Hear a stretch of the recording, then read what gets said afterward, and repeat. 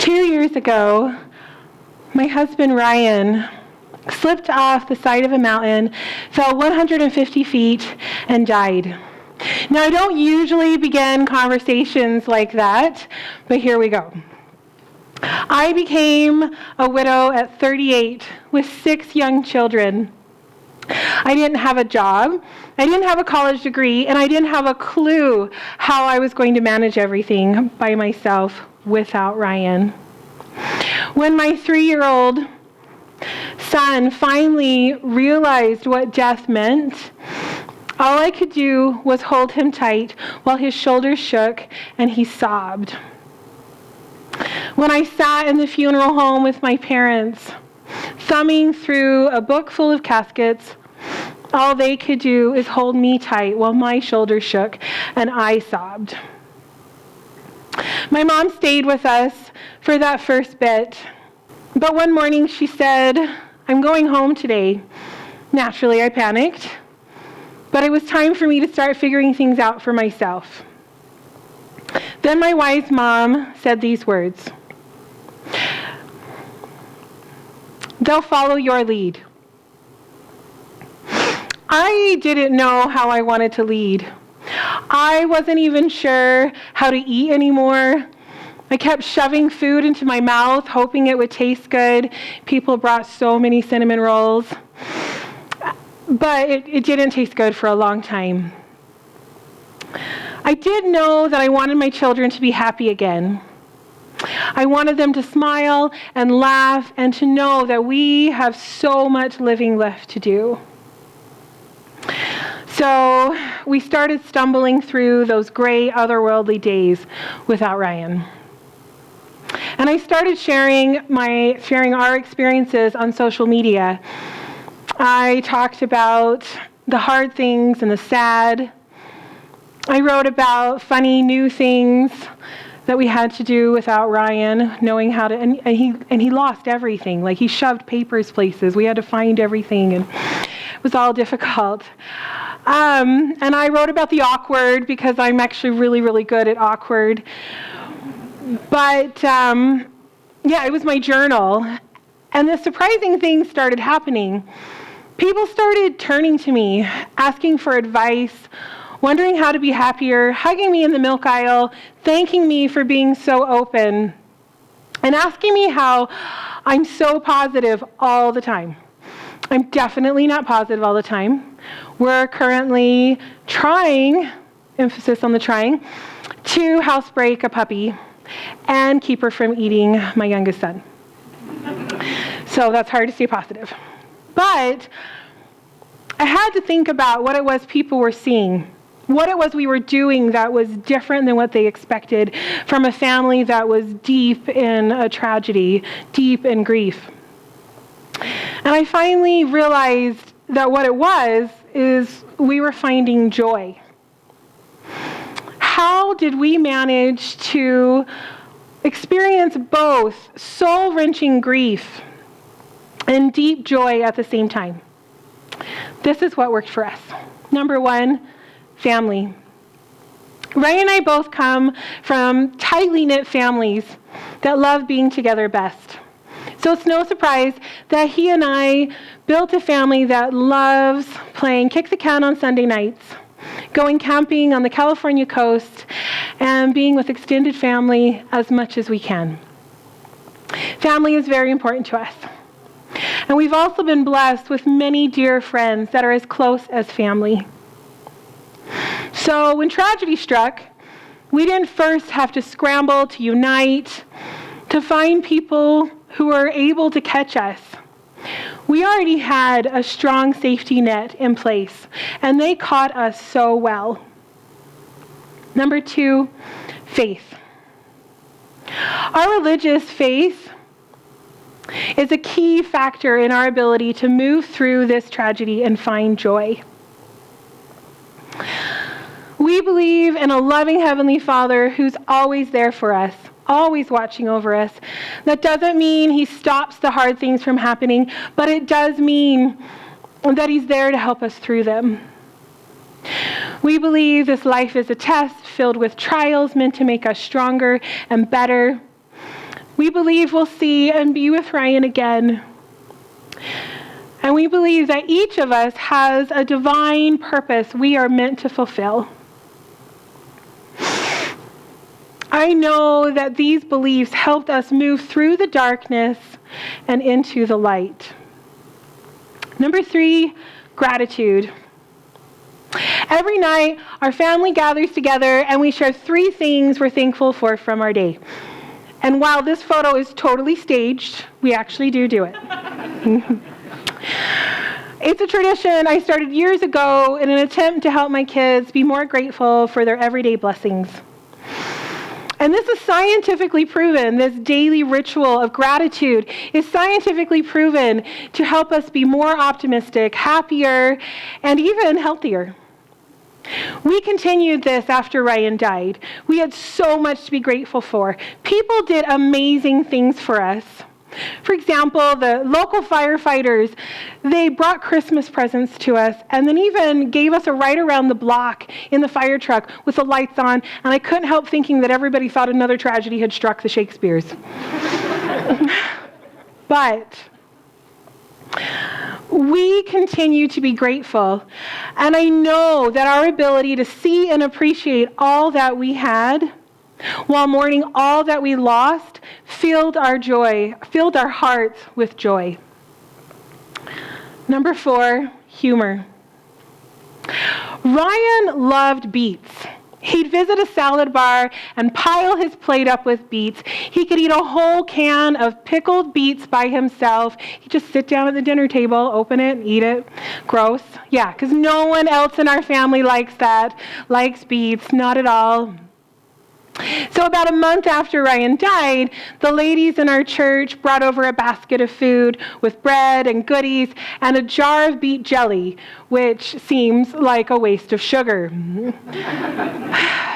But we laughed because it was like Ryan was saying hello, like, hey, remember how much I love beets? And my kids, they told everyone who would listen about their dad and his love of beets and that silly jar of jelly, and it's still in our pantry because no one ate it. And I'm sorry, whoever made it for us, thank you. Yeah, didn't eat it.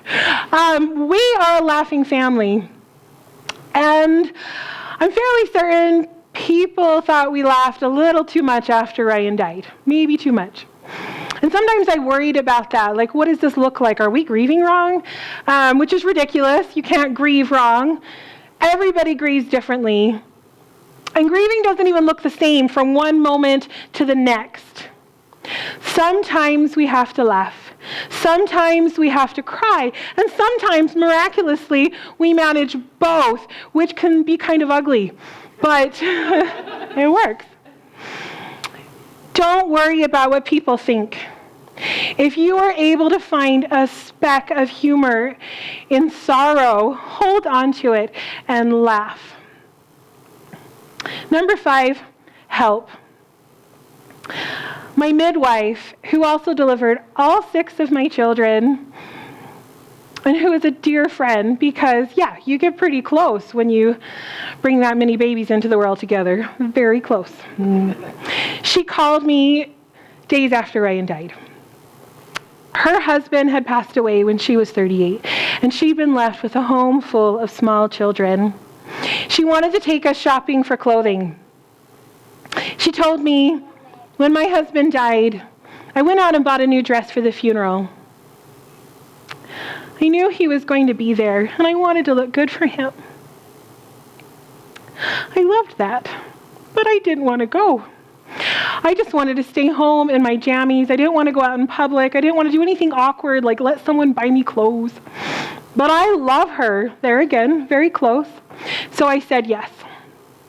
And not only did she buy beautiful clothing for us, and she was so kind to my children, and she gave us the spark of joy in such a hard time. But she also spoke plainly to me about hard things. She didn't coddle me. She didn't sugarcoat things. She was gentle, but blunt. And she told me, you are strong, and you can do this. I needed those words from someone who had stood where I was standing. If people want to help you, let them.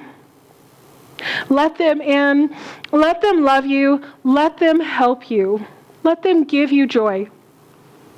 Number 6, preparation. So, I often called Ryan cheap, but a nicer word is thrifty.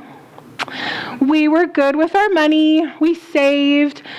We didn't have credit card debt. We lived within our means, and sometimes I wanted to spend more. But he was able to increase his life insurance, which was a huge blessing. I often complained about the long stretches of time he was gone in the summers fighting forest fires. It was hard. But he worked so hard for us and supported us so well. And while he was gone, I became more independent and more capable of taking care of our children, our world, by myself. I was often upset that the life Ryan and I had planned for, the future we had hoped for, was gone in seconds. But I was more prepared to take on this challenge than I first realized. If you can prepare for hard things, do it. Being prepared means less room for worry and more room for joy. Number 7, Momarchy. When my boys started taking the tools from the garage, making a mess with them, taking them to the room, not putting them back, and being general pains, I questioned them about this. They said, "Well, Dad's not here to ask." Those are my tools now. That had to stop. They needed to know that I was in charge.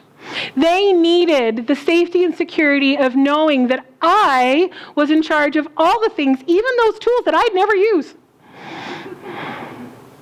That doesn't mean that I didn't need their help. My oldest learned how to fix our Suburban from YouTube.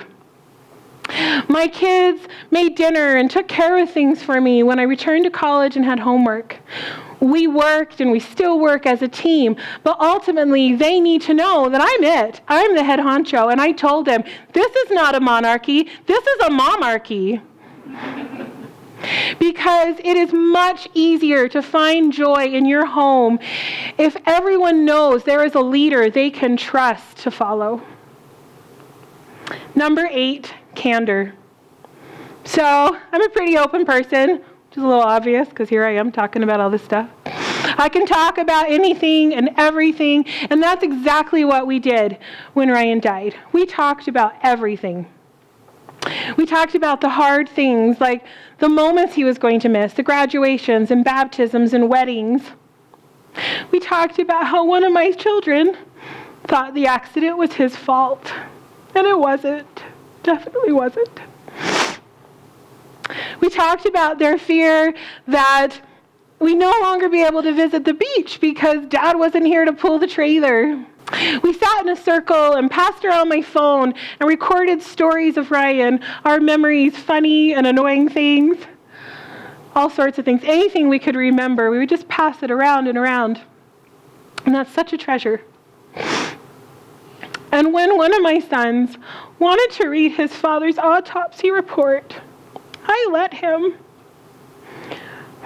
And that was hard. But I didn't shy away from any of these hard conversations. I didn't censor my children. I wanted them to know that whatever they were feeling, whatever they wanted to talk about, we could do it. And I encouraged them to talk about their dad wherever and whenever they are. And that means sometimes they bring them up when they're with friends and suddenly the conversation goes silent because teenagers don't deal well with that. Adults don't deal well with that. But I tell them to keep trying. Recently, my son Sam told me about an activity they did in his class where the teacher passed around papers and asked everyone to write positive things about their classmates. When Sam got his paper back, he was surprised to see that someone in his class, and he's not sure who, had written that Sam's ability to talk about his dad and his loss had helped this classmate with the loss of his dad. Or hers, not sure. I am convinced that we must be willing to feel and share real pain and allow others to feel safe to do the same in order to feel real joy. Number 9, adventures. I took 6 kids camping to Goblin Valley, Canyonlands National Park, Arches National Park, all by myself. I took 6 kids to Disneyland for a week by myself. I'll wait for the applause. Thank you. Then I learned how to pull a camping trailer from Ryan's dad, and I took those 6 wonderful kids camping on the California coast. But I didn't do it myself. Ryan's cousin and his family helped us. We also had hundreds of everyday adventures. We had backyard movie parties and night games with friends and silly dinners and even dress-up laser tag war. We needed new memories together. We needed things to look forward to. We needed the joy that comes from adventures together. Number 10, choice. It may sound simplistic, but I wanted to be happy. My children wanted to be happy. We all wanted to be happy, and we choose it every day. That doesn't mean we turn away from the sorrow, because we still get sad. It doesn't mean we don't look at the grief. But it does mean that every chance we have to feel the warmth of joy, we soak it in. A few weeks after her dad died, my Molly, who was 6 then, was playing with a friend. He asked her, "What's it like without your dad?" I love kids. I love how open they are. But his mom, my dear friend, freaked a little and thought about intervening. But before she could, this is what my clever girl said. Our family decided we could be Eeyores or Tiggers.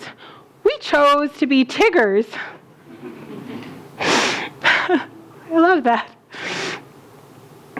Hard days will come. Grief is inevitable, and every loss of someone we love is a tragedy. We can choose to be Eeyores moaning and groaning about the rain, or we can be Tiggers and look for every reason to joyfully bounce. Thank you.